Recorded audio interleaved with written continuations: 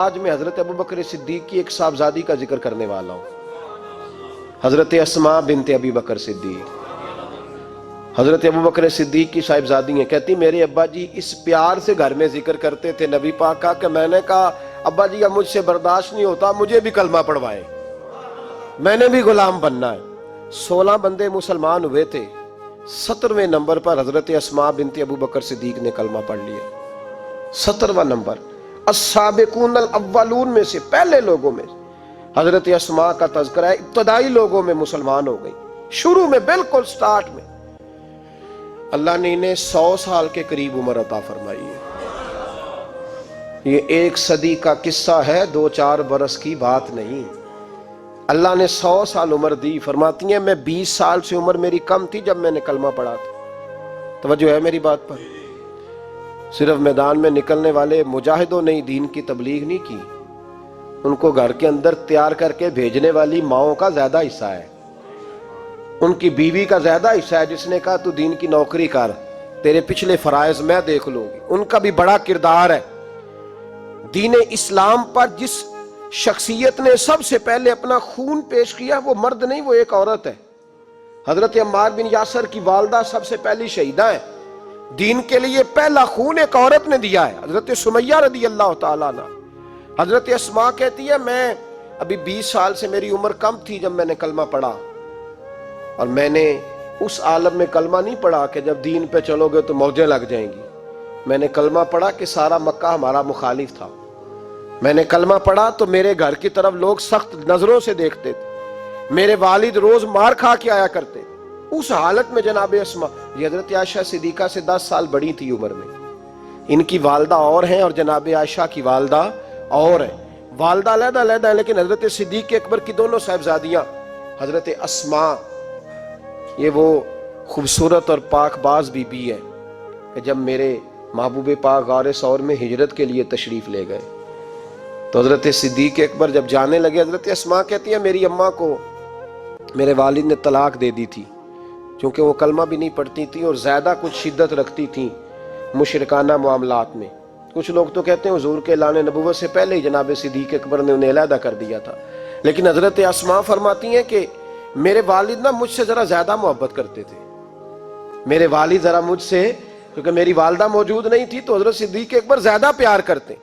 لیکن حضرت اسماء کا یہ بھی کمال دیکھیں، بخاری شریف میں حدیث موجود ہے، حضرت اسماء کہتی ہیں میری مشرکہ ماں مجھ سے ملنے آئی، کئی سالوں کے بعد دروازے کے باہر آ کے اماں نے آواز دی اسماء تیری ماں آئی ہے، تو حضرت اسماء تیزی سے اٹھی، ماں ملی ہے نا کئی سالوں کے بعد، لیکن جا کے بغل گیر نہیں ہوئی، بلکہ اماں دروازے پہ تھی تو جناب اسماء نے اندر سے کنڈی لگا لی، دوڑ کے اٹھ کے کنڈی لگائی اور کہا جاؤ حضرت عائشہ صدیقہ کو میرا پیغام دو کہ محبوب سے پوچھ کے بتائیں کہ مشرکہ ماں آئی ہے، اگر نبی پاک کہیں گے تو اماں سے ملوں گی، اس لیے کہ میرا سارا کچھ میرے نبی سے وابستہ ہے، میرا سارا کچھ محبوب کے قدموں سے وابستہ ہے، حضور اجازت دیں گے، یہ بخاری مسلم میں موجود، پھر ملوں گی۔ تو حضرت اسماء کا جب پیغام گیا تو نبی پاک علیہ السلام نے فرمایا وہ مشرکہ ہے تو خود ہی اللہ اس سے پوچھ لے گا، اسماء سے کہو تمہاری تو ماں ہے نا، تم تو ملے نا، میرا ابا جی ظالم ہی بڑا ہے، حضرت جی آپ کو نہیں پتا بڑے ظالم ہیں، انہوں نے میرے ساتھ بڑی زیادتیاں کی ہیں۔ او بھائی، میرے محبوب سے بھی ایک صحابی نے کہا تھا یا رسول اللہ آپ کہتے ہیں والدین کی فرما برداری کرو، تو اگر والدین ظلم کریں، والدین اگر ظلم کریں، میرے محبوب کی زبان سے ایک حرف بھی کبھی فضول نہیں نکلا، بلکہ رب جب فرماتا تھا تو محبوب بولتے تھے۔ اس نے ایک دفعہ کہا حضور اگر والد ظلم کرے، نبی پاک نے 3 دفعہ فرما او یظلمو او یظلمو او یظلمو، اگر وہ ظلم بھی کریں ظلم بھی کریں ظلم بھی کریں تو پھر بھی تو نے ماں باپ کی فرما برداری کرنی۔ 3 دفعہ محبوب نے ارشاد فرما۔ حضرت اسماء کہتی ہیں حضور نے فرمایا تیری تو والدہ ہے نا، تو میل۔ پھر پیغام بھیجا کہ یا رسول اللہ وہ کچھ تحفے بھی لائی ہیں، اگر اجازت ہو تو قبول کروں، فرمایا تیرے لیے اجازت ہے۔ حضرت اسماء اتنی مضبوط مسلمان تھی کہ اماں مشرکہ تھی، لیکن اس کے قریب جانا انہوں نے پسند نہ کیا جب تک حضور اجازت نہ دے۔ فرماتی ہیں جب میرے ابا جی ہجرت کے لیے جانے لگے نا غار ثور پہ تو میری ڈیوٹی لگا گئے، کہنے لگے بیٹی تو بڑی ہے، پیچھے ذرا خیال رکھنا कहती 60,000 दिनार थे घर में।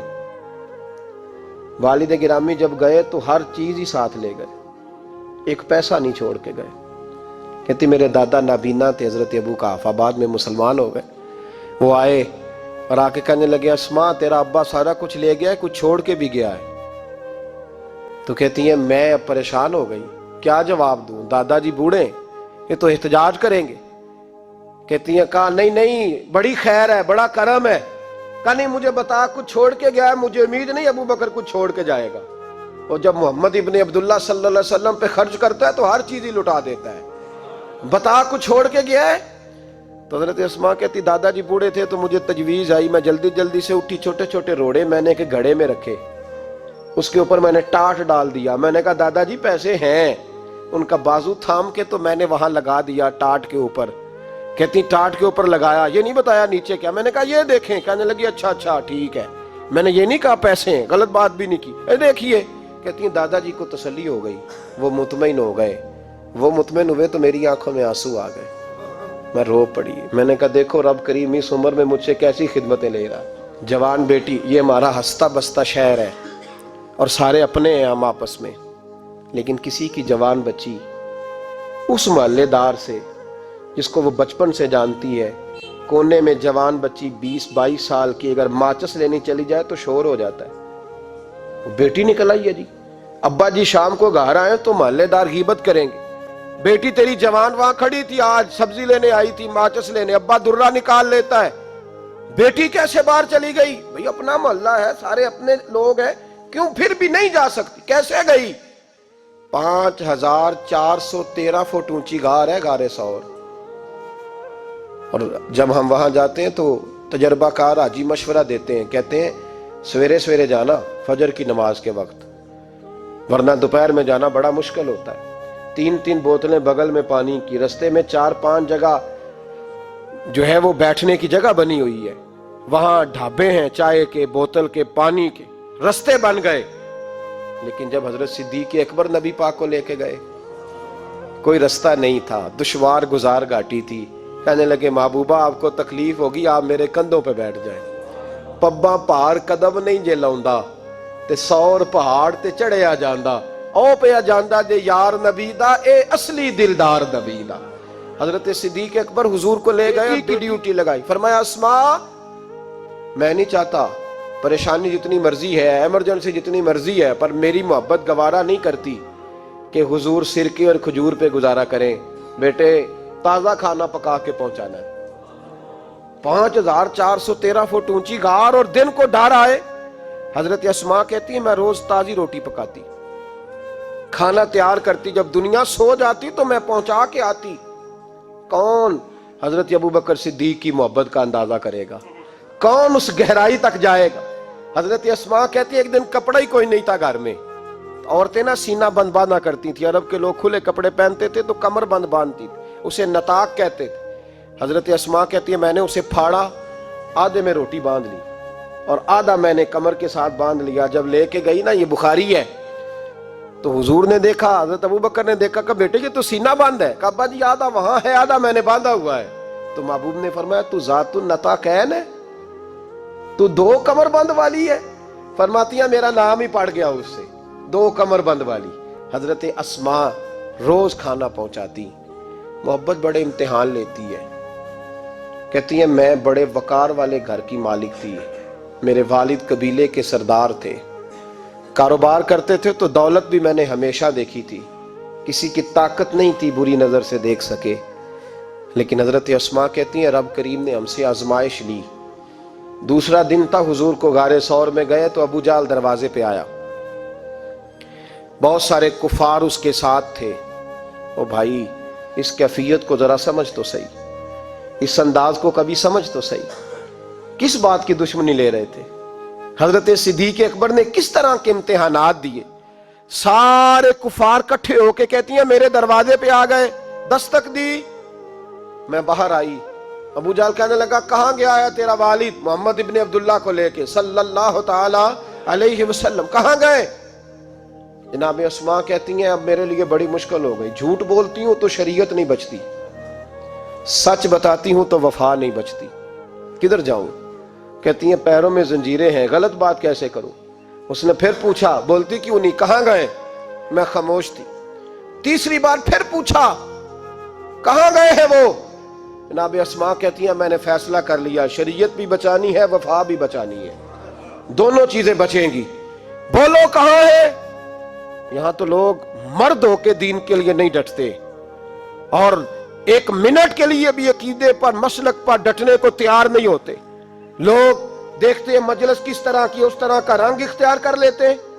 جناب اسماء ڈٹ گئی، جناب صدیق اکبر کی صاحبزادی، اور کہتی ہیں ابو جہل نے جب کہا نا بتا کہاں ہے، فرماتی ہیں پتہ نہیں خدا نے مجھے کتنی قوت عطا فرمائی، میں بولی اور بول کے کہا میں ابو بکر صدیق کی بیٹی ہوں، میں جھوٹ نہیں بول سکتی۔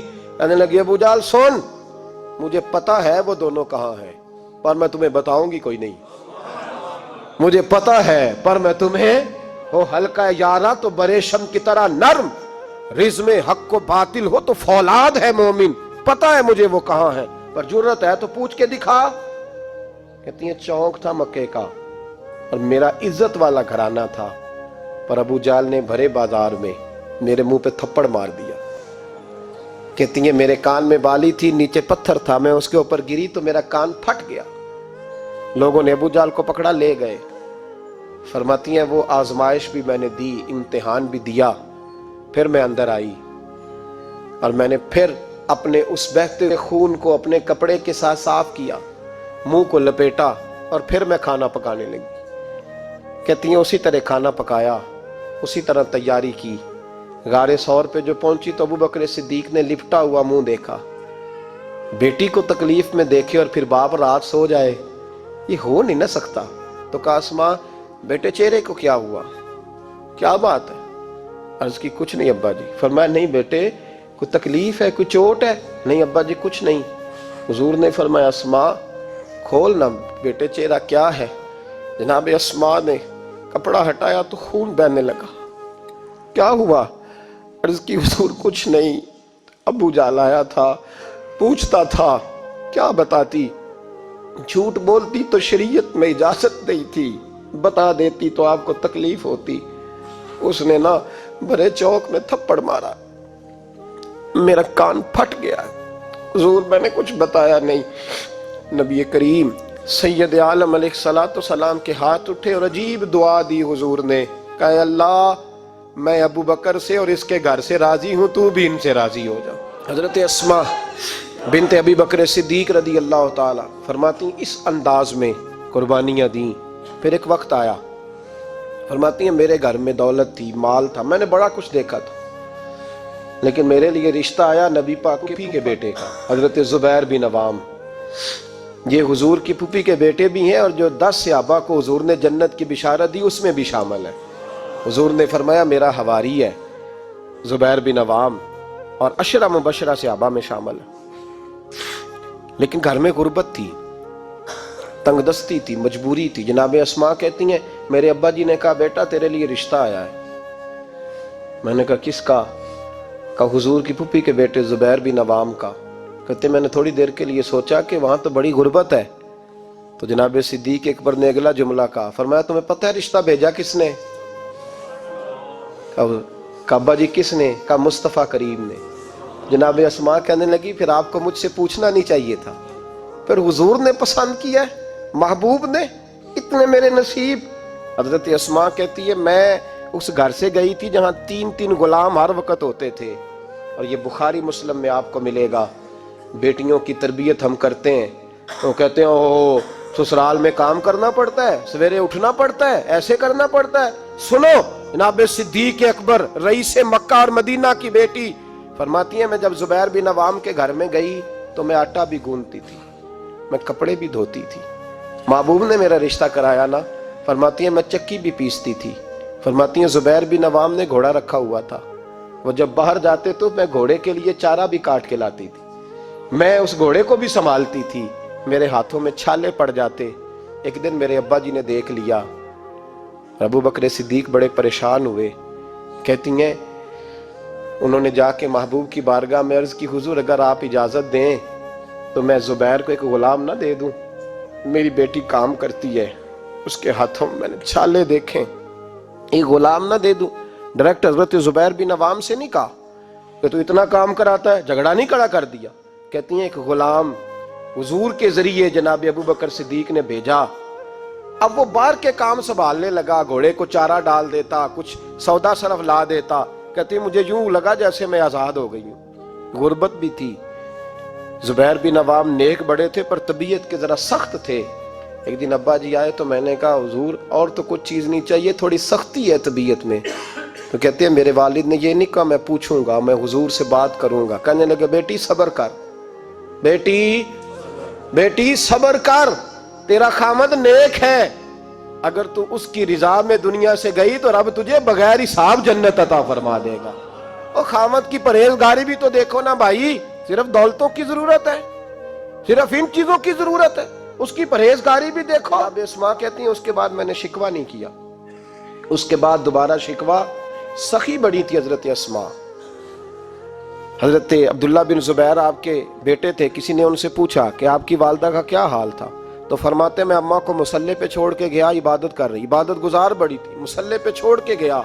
فرماتے میں ظہر کے وقت گیا اور عصر کی نماز کے بعد آیا تو میری اماں ابھی بھی مصلی پہ بیٹھی تھی اور رب سے معافیاں مانگ رہی تھی. کہتے بڑی سخی تھی. اور میری خالہ سیدہ عائشہ بھی بڑی سخی تھی. حضرت عبداللہ بن زبیر فرمانے لگے دونوں میں ایک فرق تھا. حضرت عائشہ جب سخاوت کرتی تو کچھ پیسے جمع کر لیتی، ایک ہفتے کے پیسے جمع کر کے جوڑ کے کہتی چلو کسی غریب کا کچھ بن تو جائے. لیکن حضرت اسماء رکھتی نہیں تھی، کہتی تھی روز ہی دینے ہیں، چاہے ایک دینار بخاری میں موجود ہے. جب ان سے پوچھا گیا ایسا کیوں کرتی ہو تو کہتی ہے میں ایک دن نبی پاک کی بارگاہ میں نا کچھ پیسے دینے لگی تو میں نے 2-3 دفعہ گنے، کہا حضور جی کچھ دینار رکھ لیں. تو محبوب فرمانے لگے اسماء اللہ کے رستے میں گن گن کے نہ دے، ورنہ وہ بھی تجھے گن گن کے ہی دے گا. تو اس کے رستے میں بے حساب دے، وہ بھی تجھے بے حساب ہی عطا فرمائے گا. اور بچا بچا کے نہ رکھا کر، دے دیا کر. تو اس کے رستے میں دیتی رہے، رب بھی تجھے دیتا ہی رہے گا. ہم چونکہ گن گن کے دیتے ہیں نا، اس لیے ہم اس فلسفے کو سمجھتے نہیں. گن گن کے دے گے تو گن گن کے ملے گا، بے حساب دو گے تو اللہ بھی بے حساب ہی دے گا. حضرت اسماء کی سخاوت، پرہیزگاری. فرماتی ہیں کہ میں جب مدینہ منورہ ہجرت کر کے سب لوگ چلے گئے تو مسلمانوں کے گھر میں نا بیٹیاں ہی پیدا ہوتی تھیں. تو یہودی عورتوں نے شور کر دیا کہ ہم نے جادو کر دیا، ان کے ہاں بیٹا نہیں ہو سکتا. تو جناب اسماء بنت ابی بکر صدیق رضی اللہ تعالیٰ عنہ فرماتی ہیں سب سے پہلا بیٹا مدینے میں اللہ نے مجھے عطا فرمایا. کہتی ہیں میں نے کہا جاؤ اس کے نانا کو خبر کرو. نانے دادے پیار زیادہ کرتے ہیں، نانیاں دادیاں پیار زیادہ کرتے. تو کہتی ہیں کہ میں نے نا کہا جاؤ نانا کو خبر کرو. تو کہتے ہیں جناب صدیق اکبر دوڑے آئے تو پہلے دن کا بچہ ہی اٹھا کے لے گئے. ابا جی بات تو سنے، میں ٹھہر جا سن لیتے. کہتے ہیں لپیٹا میرے عبداللہ کو لے گئے اور سارے مدینے کی گلیوں میں شور کر او یہودیوں نکلو باہر دیکھو، تم کہتے تھے جادو کر دیا ہے، اللہ نے ہمیں بیٹا عطا فرما دیا ہے، دیکھو اللہ نے بیٹا دیا. کہتی ہے پھر سارا مدینہ گھما کے نا تو مصطفیٰ کے پاس لے گئے. کہا یا رسول اللہ دیکھیں اللہ نے نواسا دیا ہے. کہتی ہیں میرے بیٹے ابھی میں نے دودھ بھی نہیں پلایا تھا. میں نے کہا لے گئے ابا جی اور واپس بھی نہیں لائے. کہتے ہیں حضور کے پاس جب لے کے پہنچے تو نبی پاک نے کھجور منہ میں رکھی، اسے دانتوں کے ساتھ اس طرح چبایا کہ ذرے ذرے میں حضور کا لواب دہن شامل ہو گیا. وہ کھجور حضور کے لواب دہن میں گویا گون دی گئی. فرماتی ہیں اس کو نکال کے تو محبوب نے میرے بیٹے کو گٹی عطا فرمائی، عبداللہ نام رکھا. حضرت اسماء کہتی ہیں جب واپس آئے میں نے کہا ابا جی میں نے تو ابھی اسے دودھ بھی نہیں پلایا تھا. تو کہنے لگے مبارک ہو، اس کے سینے میں جو سب سے پہلی غذا گئی ہے وہ میرے نبی کا لواب دہن گیا ہے.